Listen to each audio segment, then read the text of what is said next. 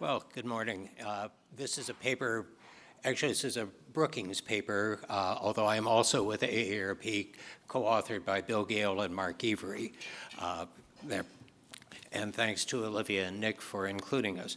We're going to discuss 4 options, and I'm going to focus on the top 2, all of which improve outcomes and improve equity of outcomes, but none of which really solves the overall problem of the racial wealth gap.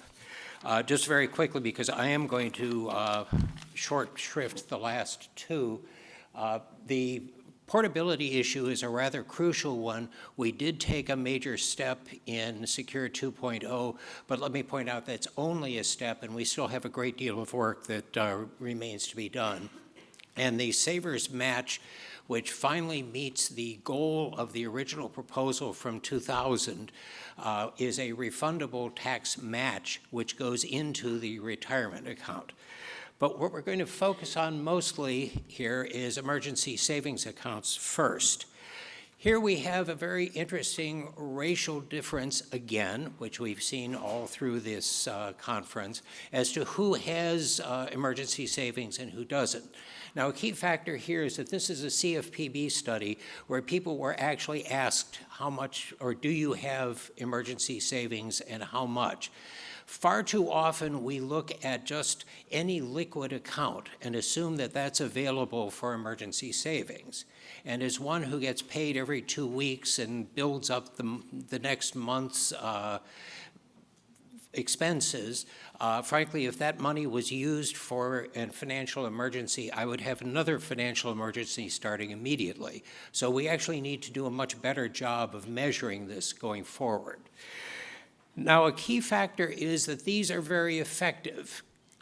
Someone who has 1 month's emergency savings and uses it, because this is not something that you measure how much you have, you measure this as a flow there, has a substantial opportunity to have a much more stable household finance system going forward.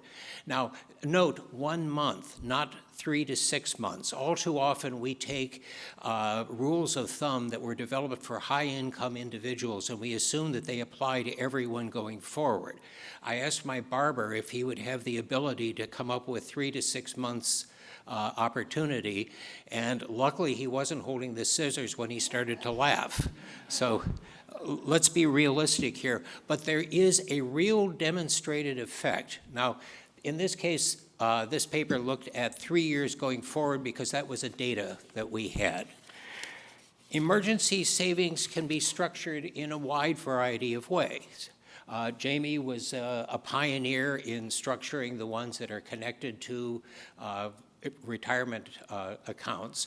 It also created one of the new worst acronyms for financial going forward that nobody outside of this room will understand going forward.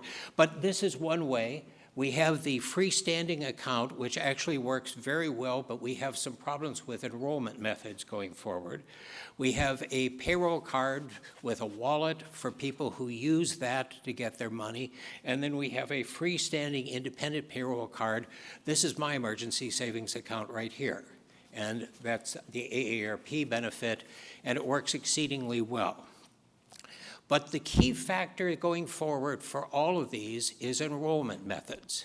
Now, for instance, in a study that was done a few years ago, we found 71% of eligible participants said that they would enroll in an automatic enrollment emergency savings account, payroll deduction, et cetera. If we included an employer match, 87% said that they would enroll in the account, and we figured that 13% didn't understand the question. And that included 85% of those who said that they weren't going to participate in the first place. 60% of them wanted that match to go into the emergency account. The rest of them were willing to have it to go forward into the retirement account. But, and these are anecdotal numbers, but they come from a variety of areas, the actual enrollment is about 10% of that, mainly because you have to take an action to enroll in the account, and many people don't. In the UK, Nest did a couple of studies The first one, actually, again, they're using lower income savers here. And they asked people who would enroll in an emergency account. 57% of those eligible said, yes, I will. 15% of them said, yeah, I'm going to do it soon, or I'm going to do it now.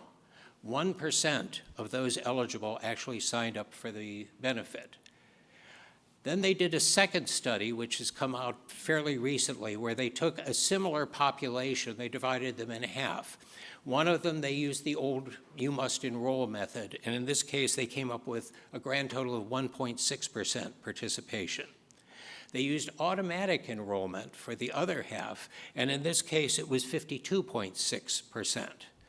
We think that automatic enrollment is the way to go for this because it actually does provide, and we're talking about a separate savings account here now. We are not necessarily talking about putting money into general savings. Also, as you might notice, the amount of money that went into the account was substantially higher. We looked at features. What do savers want? What is going to encourage them to enroll into a retirement account? The ones that were top line, if you don't do this, we're not going to enroll, started out with the ability to get their money immediately. And this is especially true for moderate income in people. For instance, in the Financial Diaries Project, they talked about people who had a flat tire and not being able to get to work cost them their job. So immediate access is key. Start and stop contributions at will, which is actually not too hard. The ability to take the account with them. In other words, this isn't my employer's money, this is my money. And the key factor here is I don't want anybody else to know when I use this account. My privacy is important. And this actually works against any kind of a speed bump. In other words, I will decide when I have an emergency. I don't need your permission to do so, and I don't want it. Lesser amounts were the ability to use a card without having to transfer money on it. In other words, if I need it, I just pull out the card and use it. But the key one also, because there were questions about, well, should we invest this money or not? The answer is no. They don't want investment risk here, even if that means that this is just a stable bank account. Now I'm going to move on to number 2 here because the two are somewhat linked. This is increasing, oops, no it's not, there it is. This is increasing retirement plan coverage, which has only been discussed now for somewhere in the neighborhood of 50 years or so. So far with limited success except in 16 states here. EBRI has found, just to make it clear, 75% of those without an account have less than $10,000 saved. 58% of those with an account have over $100,000 saved. Payroll deduction is an essential feature with this. We've known this for several decades now. A key factor here, and this is a Wharton working paper by John Sabelhaus, looked at who is uncovered and the various demographics here. And you see the expected racial differences here. 57 million lack an account, 53% of those who are black, 64% of Hispanic workers, and 42% of whites. But there's a second bullet there, which is equally important, which is that this is also an income level. So I live in rural West Virginia, and when I drive down the Shenandoah Valley, most of the people I see there are white, but they also don't have an account because they're incredibly lower income. This is a much bigger issue than just a DEI issue, although it is very definitely that as well. Now, combining the two, working with DeSia's Retirement Research Center, we modeled what would be the effects of a universal auto IRA for people who don't have a 401k, where a certain amount is taken out every year for use in emergency savings. And this could be a matter that the emergency savings is taken right from the account, which is what happens with most of the auto IRAs right now, or it could be that the same amount of money is put in a separate retirement or emergency savings account and used when needed there. These were based on historical data. So we have the historical data for the auto-IRA states. We have rate of return, which is real and historical. And we also have the amount of emergency savings taken out from some excellent Pew work from a few years ago. The key factor here is that by age 68, someone who started in this program and saved consistently saw a huge increase in assets. And we're looking at household wealth here. We're not looking at retirement assets. We saw white assets grow by about 109%.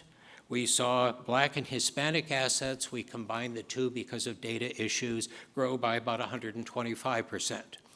For those who started young and contributed all the way, household wealth for Black and Hispanics came roughly to the same level as white households now. For those, because we were, oh come on, we're a little strange. We had a lot of fun doing some pessimistic stuff also. Our most pessimistic case assumed half as a percentage of lifetime contributions, and this was to indicate somebody who was in and out of the program. And we also assumed at the same time half real rate of return. So in other words, it earned much less. And in that case, depending on what age you enrolled,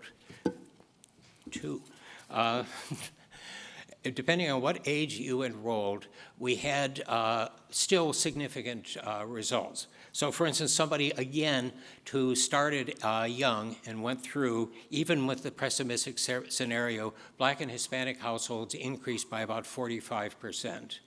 White households between 10 and 45, and Black and Hispanic between roughly 22 and 62. Now again, this is taking out money each year to use for emergency savings, so we still have a substantial improvement here. Now we get to the key question: what happened to the racial wealth gap after all this experimentation? It got bigger.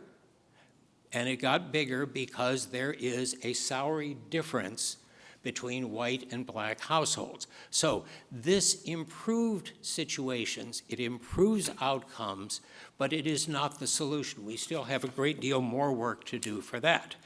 And I'm going to stop there. Again, we have the other two reforms, and they are in the paper. Thank you very much.